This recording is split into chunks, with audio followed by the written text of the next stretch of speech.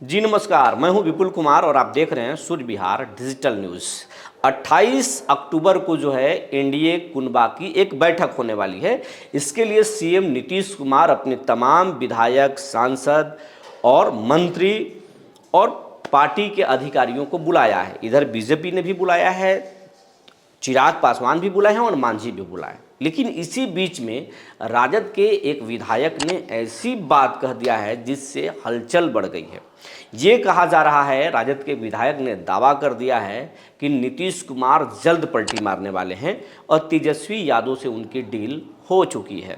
कारण है कि जिस तरीके से गिरिराज सिंह नीतीश की कोर वोट को बिगाड़ने के लिए जो साजिश रचे हैं, हिंदू स्वाभिमान यात्रा निकाल रहे हैं, उससे नीतीश कुमार बहुत परेशान है।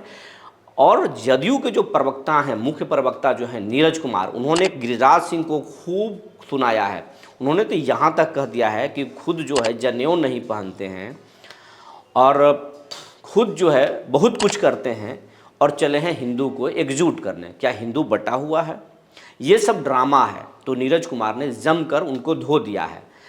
और ये बात जो है नीरज कुमार तो धो ही दिए, लेकिन जेडीयू के अन्य नेता भी इससे बहुत नाराज है। सीएम नीतीश कुमार तो खुद बहुत नाराज हैं और हो सकता है कि 28 अक्टूबर को के बैठक में नीतीश कुमार खुद ना बोलें। वो तो खुद बोलते नहीं, किसी से बुलवाते हैं। तो ये बात जरूर गूंजे। चिराग पासवान भी जो है इससे जो है खफा है, ये बात भी गूंज सकता है। लेकिन नीतीश कुमार गिरिराज सिंह के यात्रा और ईडी की कार्रवाई, ये दोनों से बहुत खफा है। क्योंकि जेडीयू का मानना है कि नीतीश के ऑक्सीजन पर ही मोदी की सरकार चल रही है और मोदी की सरकार के जो ईडी है वो बिहार में लगातार ऑपरेशन कर रहा है। उन पदाधिकारियों को टारगेट किया जा रहा है जो नीतीश के करीबी माने जाते हैं। ऐसे कैसे हो सकता है जबकि वही ईडी देश के बड़े बड़े भ्रष्टाचार में लिप्त नेताओं को संरक्षण दे रही है। जो बीजेपी में शामिल हुए हैं, जिनका मामला ईडी में चल रहा है, सीबीआई में चल रहा है, वो फिलहाल ठंडे बस्ते में है या कई लोगों को तो क्लीन चिट दे दिया गया है। तो फिर बिहार में ईडी की कार्रवाई, सीबीआई की एक्टिविटी तेज क्यों है, ये लोग कह रहे हैं और इससे नीतीश बहुत खफा हैं।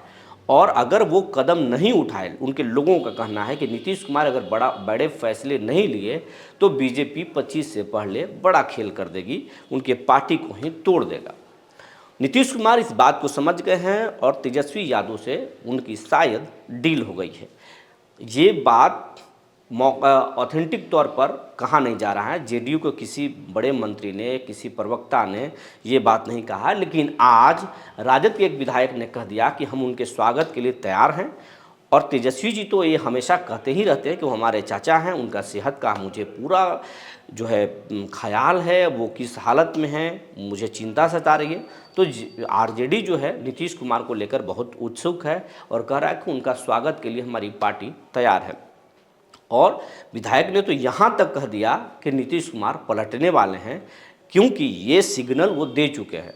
उन्होंने कह दिया कि अब राजद के साथ हम नहीं जाएंगे, गलती 2 बार हो गई है। और ये नीतीश का बयान जो है वो पलटने का साफ साफ इशारा है। जब जब वो ये बात कहते हैं कि हम ये काम नहीं करेंगे, वो काम वो अवश्य करते हैं।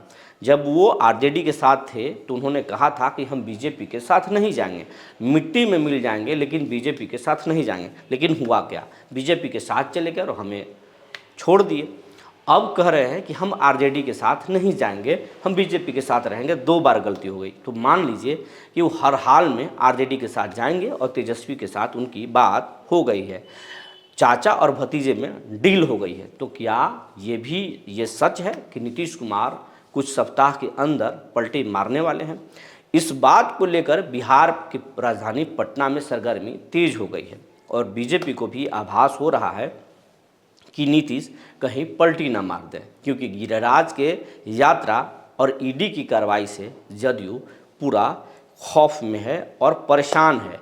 वहीं नीतीश के करीबी आईएएस अधिकारी खामोश हैं, वो कुछ नहीं बोल रहे। नीतीश इस बात को बिल्कुल समझते हैं और बीजेपी ये इसीलिए कर रही है कि ताकि नीतीश कुमार पलटी ना मार सकें। दूसरी बात, जो बीजेपी के मंत्रियों की बात अधिकारी नहीं सुनते हैं, उन अधिकारियों पर डर बनाया जा सके, वो अधिकारी उनके मंत्रियों की बात सुन सकें। सच्चाई चाहे जो भी हो, लेकिन फिलहाल चर्चा का बाजार गर्म है कि नीतीश कुमार पलटी मार सकते हैं। भतीजा उनके स्वागत के लिए तैयार हैं। जो जानकारी निकल कर आई थी हमने आपको बता दिया। तब तक के लिए धन्यवाद।